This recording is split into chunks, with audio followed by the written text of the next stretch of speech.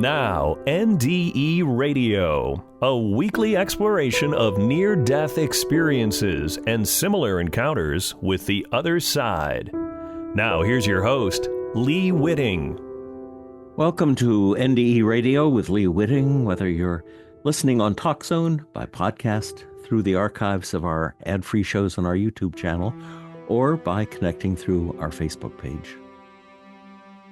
The first time I interviewed NDE researcher Robert Mays on this show was back in 2013, at a time when Robert and his wife Suzanne had already been studying the interconnection of mind and brain for several years. This interview contains some notes I still find fascinating, including the Mays' reports of someone out of body tickling a live person's nose, and also playing with a living dog that could see and interact with the OBEr's consciousness. In this interview, we also discuss the similarity of OBEs and ghosts, and that OBEs can eavesdrop on ghosts trying to communicate with the living. Most importantly, Robert says that we are here to learn to love and to love, that is the essence of the message of the being of light. I hope you enjoy this conversation as much as I did. Almost everyone who has experienced an NDE has a clear understanding that their brain was not the agent of intelligence as they passed out of their bodies, traveled to other places in this world and the next, and had experiences unexplainable by a body and a brain and trauma. For example, a patient in the operating room has a sudden heart attack and dies. Their consciousness leaves their body, watches for a while as the doctors try to CPR the heart back into action, then travels into the family room down the hall where relatives are grieving. Later, when the patient recovers, she tells the doctors what they did and said and repeats the family conversation they overheard. Such experiences are called veridical because they offer evidence that cannot be explained by the actions of a dying brain. Clearly, another vehicle of intelligence is at work here. Our guest on NDE Radio today is Robert Mays, who, together with his wife Suzanne, has been thinking about and researching this mind-brain connection for more than 35 years. Besides his role as an officer on the board of directors at IANDS, Robert is a former award-winning software engineer for IBM and has taught chemistry at a number of Waldorf schools. Despite this background in science, however, he has decided that the traditional scientific way of approaching these questions, which is investigating the brain's workings in the physical world as the starting point, leaves too much out of the picture. In this you can't get there from here realization, Robert and Suzanne have focused on reports of NDEs as the enlightening path toward gaining an understanding of the relationship between brain and mind. Robert, welcome to NDE Radio. Thank you, Lee. 2 years ago, you and Suzanne wrote a very interesting paper titled A Theory of Mind and Brain That Solves the Hard Problem of Consciousness. And I wonder if you could give our listeners a taste of what that's about. Right. Well, the hard problem of consciousness is how to explain how consciousness can come about from the operation of the brain, the electrical activity in the brain. Which are just what are called action potentials, electrical impulses that occur in the neurons of the brain. How can that turn into something that is our subjective experience of the world, perceptions and feelings and thoughts? And that is philosophically and also scientifically, that's very hard to explain. So the hard problem is how to explain phenomenal experience from the electrical activity of the brain. And we work, based on the near-death experience and also shared death experiences,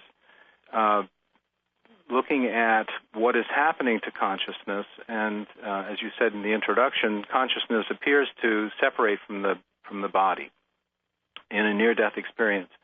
And also in shared death experiences, the people who are attending a dying person observe the same thing. They can observe a kind of grayish mist separating from the body at the time of death, and also be out of their bodies themselves with the person who is dying, and actually go through a number of the elements of a near-death experience. So both of these phenomena have good evidence, strongly suggestive evidence that consciousness is an entity and it separates from the body and brain. And so that is the heart of our theory, that mind is a kind of energetic field and has physical interaction with physical processes in the world, but the mind is an entity that is the seat of consciousness of a person, the essence of the person. People say, well, is that the soul or is that the spirit of the person? Well, those are terms that people can use, and we are talking about the phenomenon, so we can give it any name we want, and we chose the word mind because that's has less connotations of religious nature. Yes. So our theory is that the mind is bound to the brain tightly when we're in our bodies. When in ordinary consciousness, the mind is working with the brain. If there's a trauma or injury or illness, then the mind can separate, and that's the near-death experience. And then afterwards, after the person comes back to their body, then the mind reunites with the brain and body, but doesn't quite fit in exactly the way it used to be, and so there are after effects. On your website, you have a chart that shows interlocking circles of brain and consciousness, and both the brain and the consciousness, and their part of the circle have their own abilities, and then there's this overlapping ability. And I thought that was a very neat visual for what you're talking about. Right. Well, in looking at how consciousness works in ordinary consciousness, there's a very intimate connection and interdependence between what is subjectively experienced and what is happening in the neurons of the brain, neurological processes. So there's a very clear overlap in ordinary consciousness that the mind is working with the brain intimately, and there are specific areas of the brain where where certain activity occurs, and there is a corresponding subjective experience. And so those areas must be connected with the mind. The mind must be connected with those areas in order for there to be that subjective experience. So it's a very intimate union of the mind and the brain in ordinary consciousness, and that's why our consciousness is so dependent upon the brain's operations. And when the brain's, when there's trauma to the brain, when there's lesions in the brain, and so on, there are deficits, cognitive deficits, because the mind doesn't have that part of the brain to work with. And this also kind of implies that there is some sort of interaction, and you could say, well, how could something that's not material, the mind, interact with something that's very material, the neurons of the brain? And well, we've done a number of investigations through experimentation for one part, and also looking at the literature. And there's quite a bit of evidence that the mind, this mind entity, energetically can interact with physical processes.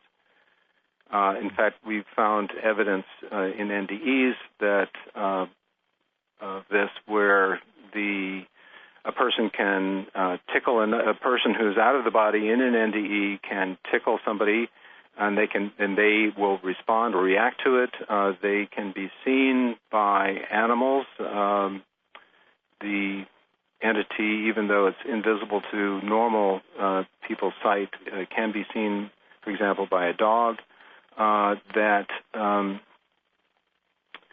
There's when a person in an NDE passes through a wall frequently, not every time, they will they sense that there's a slight difference in density in passing through the wall, so that they have this sense that they're interacting with physical matter, but it is very subtle, and it's obviously not usually felt by somebody in their body when they're interacting. And these interactions have an electrical quality. So all of these things, and of course, a near-death experiencer is experiencing things in the physical realm, which is dependent upon physical light, and hearing things like monitors beeping, which are dependent upon sound waves. So these are also physical interactions. So the mind can interact with physical processes. It's very subtle interaction, but that's all that's needed in interacting with neurons in the brain. It's always seemed to me that the brain is almost an enemy of mystical experience because it's designed and oriented toward our survival in the three-dimensional world that we live in, and doesn't want us to die. And of course, that's the world of the conscious mind is really the next world, the spiritual world. So, in defense of the body, the brain excludes. To me, it seems like a lot of our potential for mystical experience and visions of the other side, and we almost have to disable the brain in order to experience that. Yeah, or we may need to develop our capacities as human beings to transcend the body. I think that when we are here on Earth, we have purpose. We have things to learn. We have things to do, and to develop ourselves. And that's a very important thing. That's what NDEs are always saying, that they are sent back because they have something to do. And so there's a reason why they're sent back, and of course that implies there's a reason why we're here. And I think it's reasonable to say that part of that reason is for us to develop the capacities that will, in the body, with our brains, and with our physical life, to show what the NDEs say, to show more love, and to gain knowledge. And these are things that the NDEs say, and it makes perfect sense. So I wouldn't say that the brain is holding us back. I think that the brain gives us something that we have to work through, and that's part of what we're supposed to be doing. Your observation about the dog being able to see the spirit, the consciousness. You have a footnote in your paper that I had circled because, and let me read it. Jerry Casebolt recounted his NDE at age 7 when he hovered above and just out of reach of a dog on a playground, with the dog repeatedly wagging its tail, jumping up and down, and barking at him. They looked into each other's eyes. Jerry was moving up and down to the sides, and they moved together like a dance. I thought that was really interesting. Right. Yeah, that his NDE was really quite remarkable. He's the one who tickled in another part of his experiences. He was accompanied by an angel, is what he said, and the angel was, he was wandering through the hospital, and he came across a ward where there were patients there sitting around, and he went up to one person who was really just jabbering away, probably with dementia, and he tickled the woman's nose, and she sneezed, and he did that several times, and so there was a physical interaction as well. Yeah, and the issue with the dog, yeah, that's what a dog will do. You know, if you're playing around with a dog in your body, but you know, clearly the dog was doing this, reacting to him, and the barking and the jumping up and down frightened the other children on the playground, and the angel said, "Okay, that's enough of that," and Jerry had to go somewhere else. Now, dogs have a reputation for also responding to ghosts in a haunted house, for example, and sometimes it's with fear. I mean, their hackles will rise and they'll bark at something that normal people can't see. How would you compare the nature of ghosts to the nature of our consciousness? Well, they certainly seem to be similar. There's a number of phenomena, and that's one of the things that led us to say, well, you know, the ghosts could easily be discarnate individuals who have, you know, are still in the physical plane, and that's what NDEs report. George Ritchie's NDE, the first part of it, where he met Christ, and the Christ was saying, you know, taking him on a tour. The first place they went was to a city, some place where he saw how discarnate people were interacting with the living people, and of course the discarnate people couldn't be seen, and they had all kinds of interactions. A mother was berating her son, her grown-up son, and of course, you know, probably what she did in life, and of course the son couldn't hear her. There was a young boy, a teenage boy, who was pleading with his girlfriend to forgive him. He had committed suicide, and she didn't hear him. There's those kinds of interactions which are suggestive that the ghosts that we, you know, people sometimes see or apparently see are real, and that the dog interacting with seeing something and reacting in a fearful way is probably the same thing. My brother had an experience years ago when he was in college that he told me about, where he was asleep and he was dreaming. He thought about a friend in another state, and the next morning he got the phone call from his friend saying, "What were you doing last night? I woke up and I saw you standing at the foot of my bed." Right. Yes. There's a very famous out-of-body experience, the same sort of thing, where a woman in England, her husband was on a ship and she was concerned about him, and showed up in the stateroom where he was staying, and there was a fellow that was with him. This was in the 1800s, and he said, you know, well, there was this woman in the room, quite unusual. Didn't know who she was, but it was his wife, the man's wife. So there was, yeah. So that sort of thing does happen. At least it's reported. Those kind of out-of-body experiences through dreams, yes, and that's also suggestive of, you know, the mind separating even when we're asleep. Do you see the exploration of consciousness going today more in the direction that you're looking at it from, or are people still harping about the dying brain and the closing down of the optic nerve and all of these physical manifestations that they're attributing near-death experiences to? Well, those are still brought forward. There's a recent book by Gerald Worley, just published, Illusory Soul, where he's making that argument. And we feel that really is not a very sound argument. And Bruce Grayson has wrote about this in a chapter in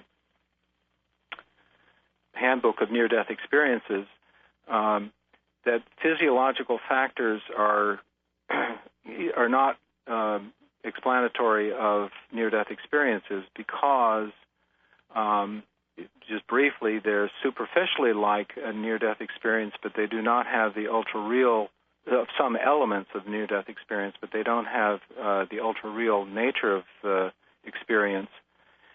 And so there are, for any particular physiological factor, we can cite dozens or hundreds of cases where that physiological factor is not there, and yet there's a near-death experience with all of the elements. So the physiological factors only explain, one or two elements, and having all of the physiological factors is practically, is impossible, and you can't find a case where somebody has all of the elements of a near-death experience, but not even some of the physiological factors. And so it's much more reasonable to say that that these physiological occurrences, cardiac arrest and so on, are triggers for the experience, but they don't explain that they are not the cause of the experience. The cause of the experience, in our view, is that the mind is an entity that separates from the body, and that can be triggered by a number of factors, and most of them physiological, but those factors aren't the cause of what the experience is. And what's common among all near-death experiences appears to be that this separation of consciousness. Yeah, Go ahead. I was going to. Well, no, you finish because I had a little bit different question. Go ahead. No, I'm done. Oh. Okay. I was wondering if since you've started thinking about these things, if you've noticed a change in the various denominational points of view about near-death experience, because for a long time, churches seem to be opposed to any consideration of NDEs. Right. There are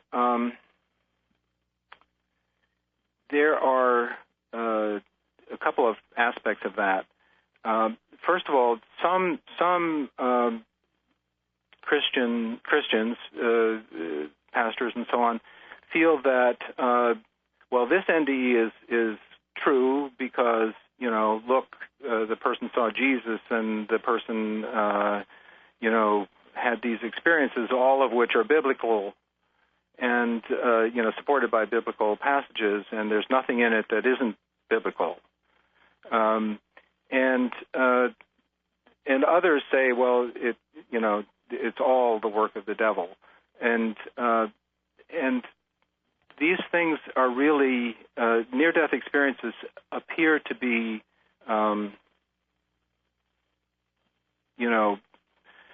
finding a common ground among religions. I was just listening to the talk that Mary Neal gave at the conference, the video of it, and she said that that there is one God, and it is God of all people. And whether you're in the United States or Afghanistan or China, it is one God, and that's clearly what she experienced her near-death experience, and that is what other near-death experiences are saying, that the reality that they experience is really the spiritual reality that is common for all of us, and so the differences in religion, people need to come to their own conclusions about it, but it sure seems like that is a better way. It kind of unites all religions, and that's really the response to that. One of the remarkable things about the new Pope is that he seems to be saying the same thing, that it's if you have the capacity to love, he's said even atheists will, he'll see them on the other side, was the way he put it. Yes. And in fact, that is that is the message of near-death experiences, that we are here to learn to love and to love. And that's the message that, the being of light gives to the near-death experiencer. Have you loved the way I am loving you now? And that is the essence of it. And the near-death experiencer says, well, no, I'm just a human being. Well, the being of light says, well, you can do better. and we certainly can. And we certainly can. Robert, before we run out of time, tell our listeners how they can find your research online and how they might get in touch with you if they have some questions. Right. Well, our website is selfconsciousmind.com, spelled out, selfconsciousmind, all one word, .com. And our research papers are there. The theory of mind and brain that solves the heart problem is there. A couple of videos are featured there, and contact information is there. So that's where they should go. My thanks again to Robert Mays, and thanks to all of you for listening. By the way, the Mays' website, full of fascinating information, can be found at selfconsciousmind.com. If you'd like to hear this show again or any of our more than 500 archived, ad-free NDE interviews, go to TalkZone's NDE Radio site and hit the Past Shows button, or go to our YouTube channel, NDE Radio with Lee Witting, where you can subscribe to and comment on the complete NDE radio library. And listen next Monday, 11 a.m. Eastern at TalkZone for more NDE Radio. I'm your host, Lee Witting, saying once again, thanks for listening.